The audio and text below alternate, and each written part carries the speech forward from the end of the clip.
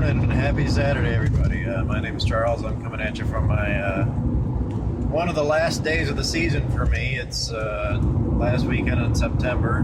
Heading up to my Excalibur 26 to take it out for the day. Haven't really showed everybody around this thing, so I'm hoping that while it's a beautiful day, I'll give a quick rundown video of what it's at, and I'll throw some pictures up from what it's kind of making how to a then and now video, so to speak, and get something going. I've been meaning to do it for a while and just haven't.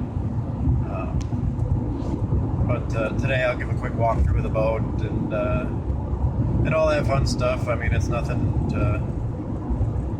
that's going to sell for $1 million on the black market type of thing, but it'll be. You'll see what I've done. I'll show what I've done with it, what my plans are still, and so forth. So you don't have to read through, a very strangely put together blog menu, because that thing is kind of annoying. I have to redo that too on the page.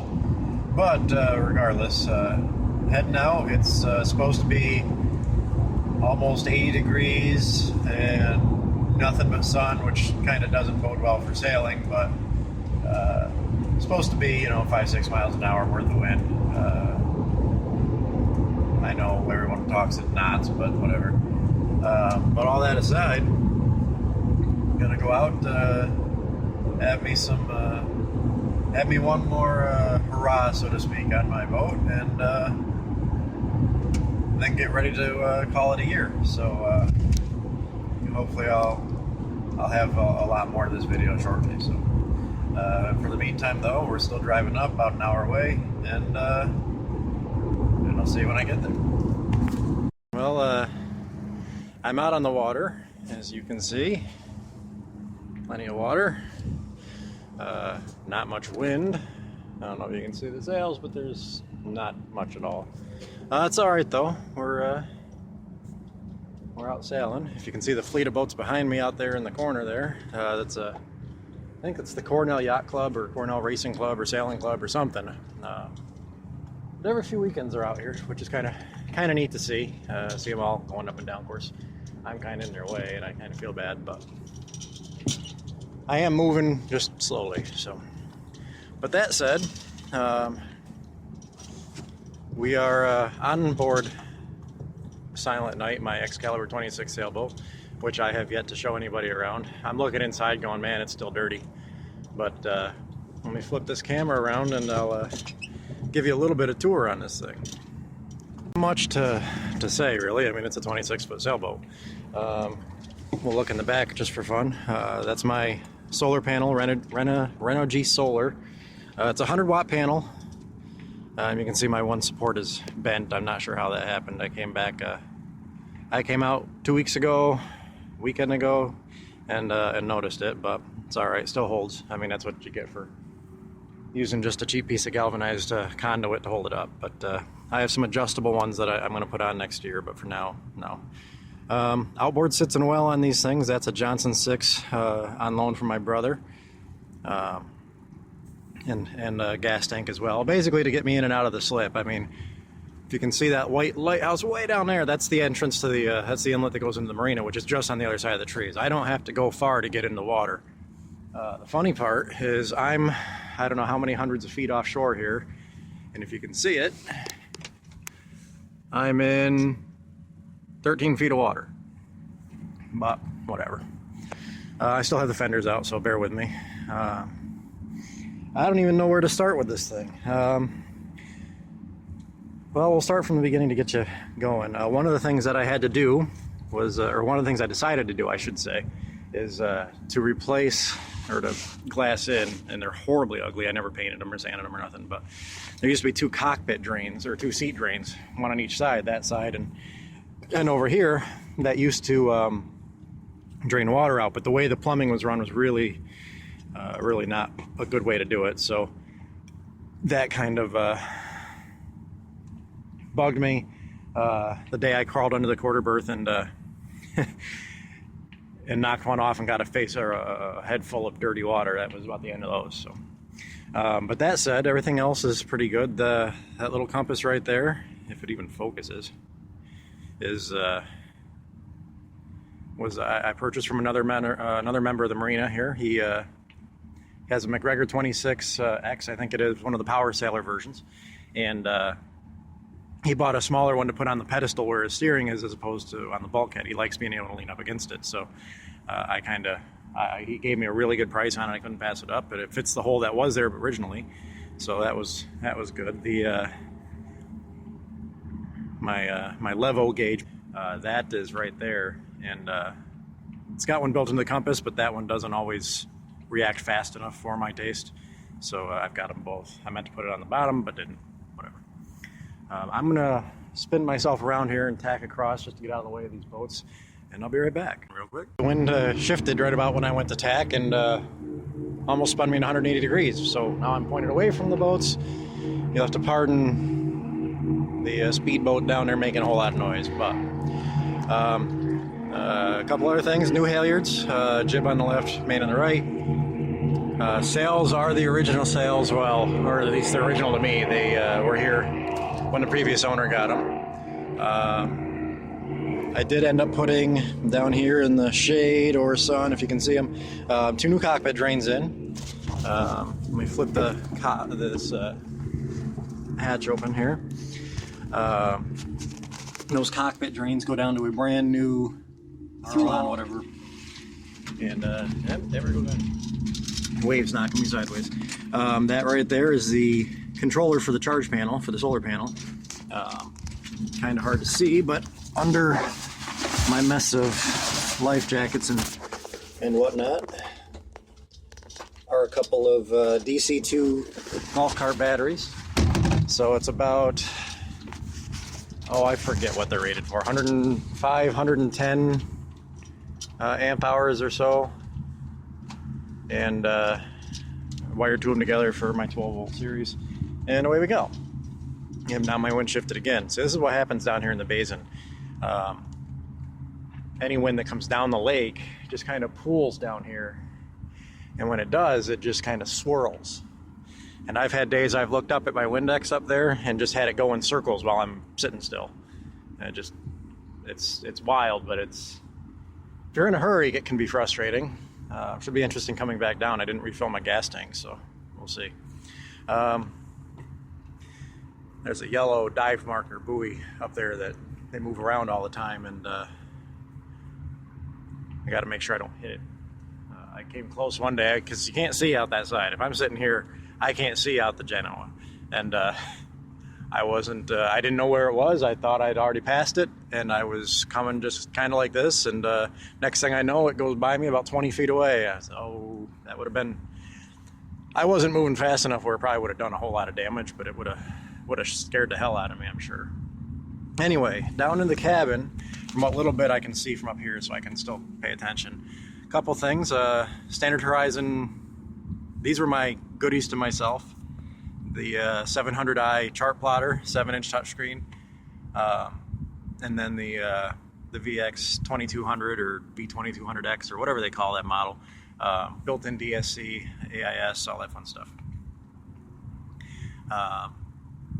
That was my goodies to myself. Way back behind them, you can't really see them, is actually a 525 fish finder box from Standard Horizon again, and that was there solely for the depth reading, the depth sounder. I'll tell you what, let me catch this just right. Venture down real quick into my starboard, in my locker here. Well, hell, you can't see it. It's down there. There's a transducer for the fish finder, or depth sounder / fish finder. I found out afterwards that the depth does not work if you don't have the fish finder box to decode the signal. So that was an extra couple $100 I hadn't counted on for my toys, but I used the built-in charge for the longest time, and then finally decided to hook it up. So 1 second, I'm gonna try to clean this camera lens off. All right, I don't know if that makes it any better or not, but another quick view around. My galley, which is trashed right now. I just have stuff thrown all over. I have a little grill in the back of it that my dad bought me, which has come in handy. We've used that a few times. On this side, we have again, a mess because I just haven't done anything with it. The table there sits up, mounts onto that bracket, and then you have an actual table. Kind of handy. That mirror came with the boat. I haven't taken it off, and I keep meaning to because it bugs me every time I'm sitting down there, but I guess there's worse things to be concerned about. See that light in there? There you go. LED dual lights, one way for red, one way for white. That way you have night vision lighting, so to speak. You can see my unfinished floor if you follow my blog post or whatever, and I'll try to put some pictures in the video.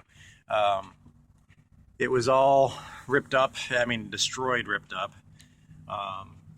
The previous owner had it ripped up or ripped it up himself, thinking that he needed to tighten some keel bolts.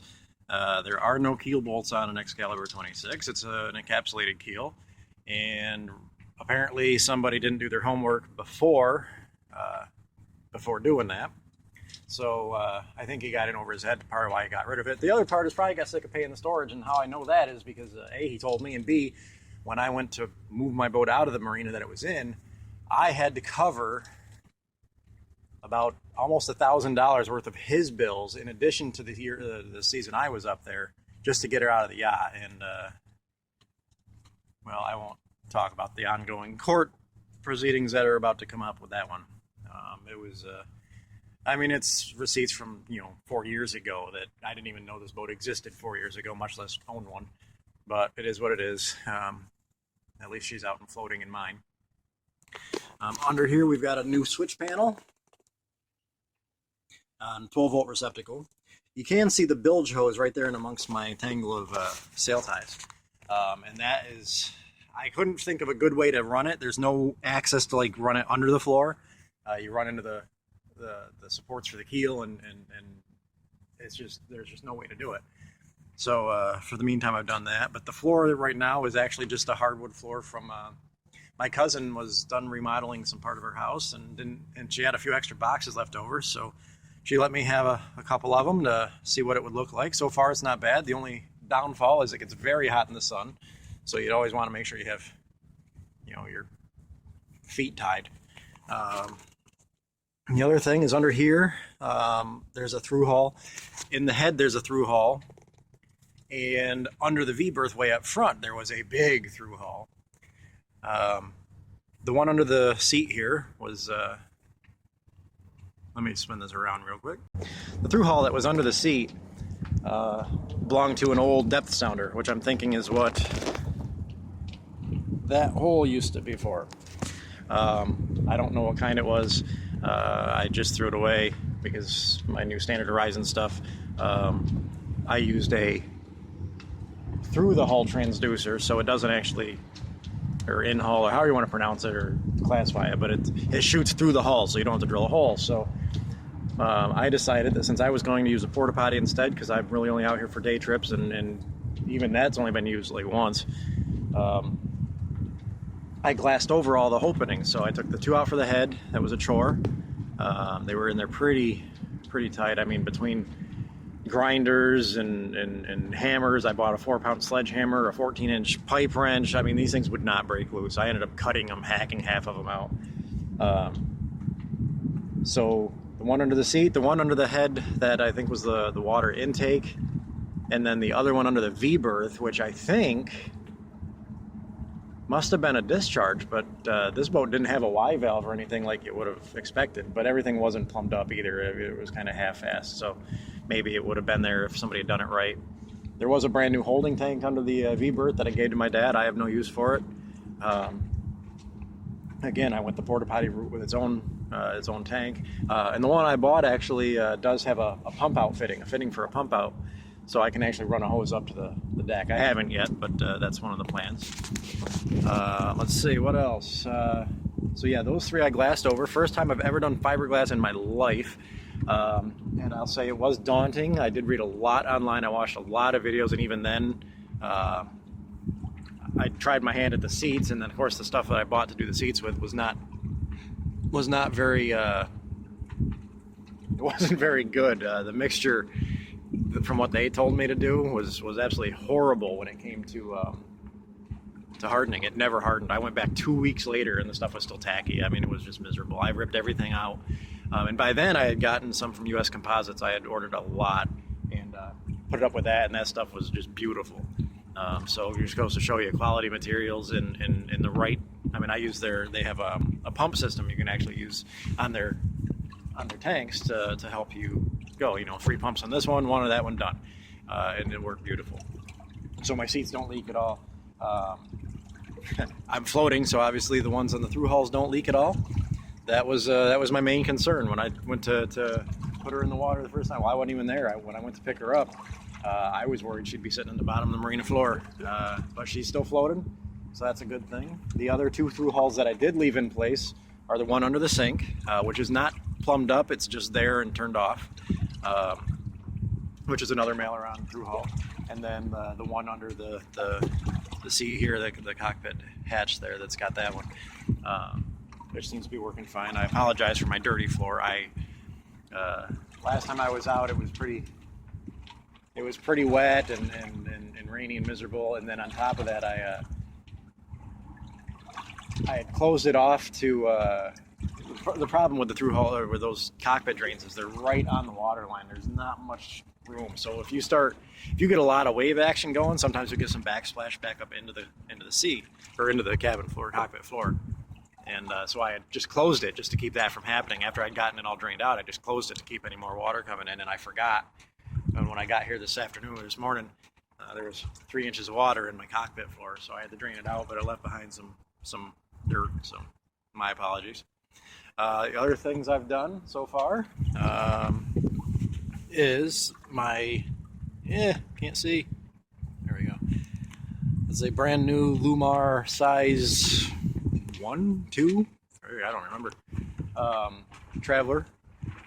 Works well. I wasn't sure I was going to be able to actually fit it in place because of the way that the original was curved on the bottom here, but it actually does support, and I was able to actually tack it down and support it pretty well. And I've had it out. I mean, I'm not saying I've been out in a hurricane with her by any means, but I've had her out in some decent wave or wind, and it doesn't even creak. So I must have done something right. What else? Let's see. Let me switch sides. If you can see it down here, that stanchion was leaking pretty bad, so I ended up pulled it out. Filled it all up with some thickened epoxy, drilled the holes back out, and we're back in place. And of course now it doesn't leak at all, so party there. Cockpit hatch, the drains for that, I didn't realize it on the top of that thing. On the back side, there were 2 drain holes on the sides that were plugged up, so it was collecting water and pouring inside, and that's where a lot of water inside was coming from. Also killed some of the wood in there. It just kind of made it miserable, but little things here and there. I mean, it's definitely not a showboat by any means. Definitely needs a lot of work still. My main goal this year was to get her on the water sailing, which I've done, and I'm very humble and proud that I have been able to do that. I've had a lot of help from people. My brothers helped me out a bit with the motor, and especially anchors and so forth. My dad's also helped me a ton. Actually, the anchor I've got right now is one of his. 2 anchors I've got right now are both of his. Let me borrow a dinghy for a while. My brother has that now, just because. My dad's also we're going to retrofit his Balboa trailer to accommodate some stands to bring this home here shortly. And it's just been, it's been a long, hard process. I've always wanted a boat, and I just never had a chance, and now I do, and I mean, look at the day. I mean, it's just, you can't ask for better days than today. I mean, this is just absolutely, yeah, you could have a little bit more wind, but I mean, it's just beautiful out here. Who would have thought last weekend in September, I mean, you probably got gorgeous water temperature. It's probably almost 80 degrees out here already. I do have wind. I am moving. I see another sailboat down over there raising their main right now. I got a couple behind me, as you can still see. It's just a gorgeous day out here. So that said, I'm gonna I'm gonna tack around. I'll give you a little bit more on it. But yeah, this is my Excalibur 26, and it's been a hell of a season, a hell of a ride. So anyway, I'll put this up with some pictures and whatever. Excalibur26.com. I've got some information on the boats in general, but then under the Silent Night heading, I've got the ongoing blog. Hopefully I'll redo it so it's easier to navigate. But if you start in April, well, actually November of 2013, you'll start seeing my progress. You have to scroll from bottom to top right now. It's annoying, but if you feel like wasting a day reading, I still enjoy going back and reading it myself. So that said, I'm gonna log off of here for now. See if I can take some more video with my wannabe GoPro back there, courtesy of Call of Duty Ghosts, and we'll see you on the flip side.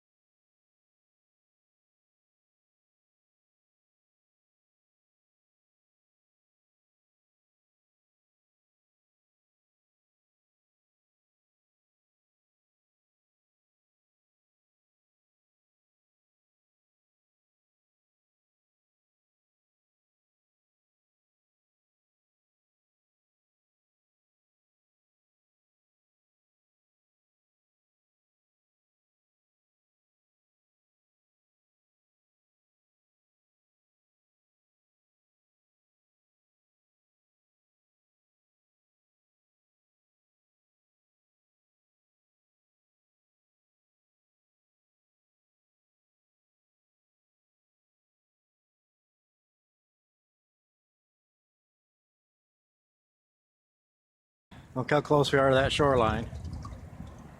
I'm, what, 100 yards off it maybe? And I'm still in almost 100 feet of water right here. Fun part about this lake is it's, 100 feet of water. I'm right there. That's just awesome. I could probably get damn near on the rocks before I even have to turn.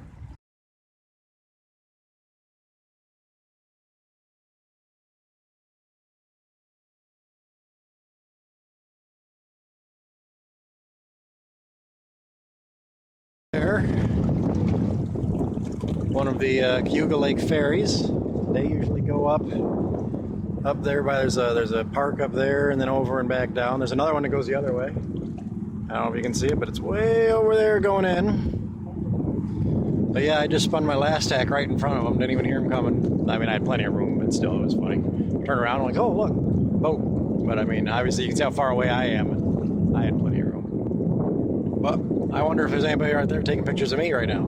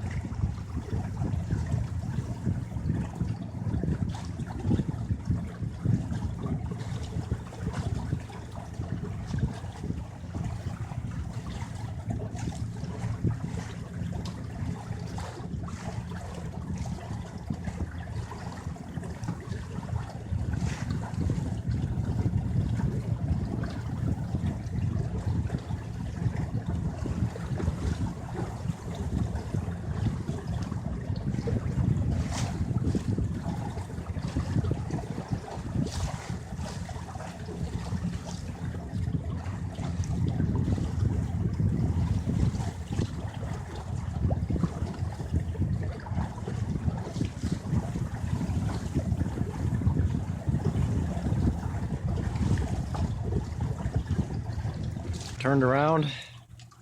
Probably one of the last times I'll be going down this lake, if not the last time. I'll be going back down towards downwind here this season. I see a lot of boats out still down there. I'm going, well, dead downwind.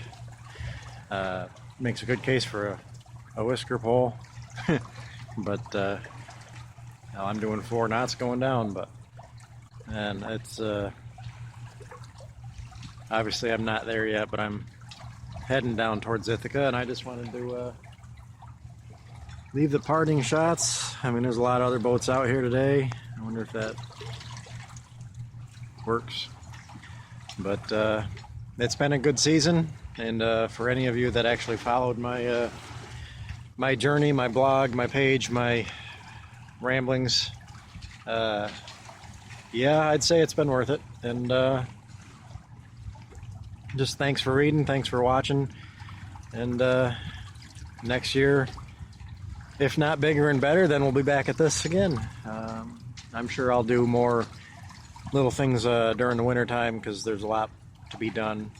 This winter may actually be a complete strip and repaint and everything, all the wood. I mean, who knows? Time will tell.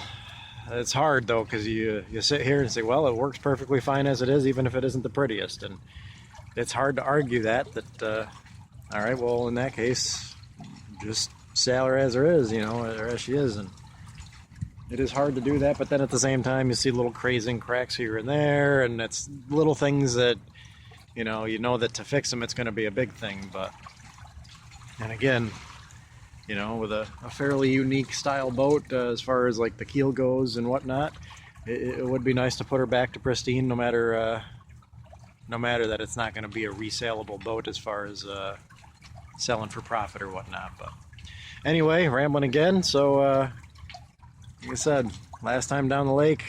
I'll get down there in a few hours. Probably the last time on the boat. We'll be back probably next weekend or so to clean it out and drop the mast and get her buttoned up and ready to be hauled out for the summer or for the winter, and call it good. So again, thanks for anyone that watched. Thanks to everybody that supported the project from day one. Like I said, my brother, my dad, my grandmother. I can't say enough about the help she gave me. I still owe her a lot.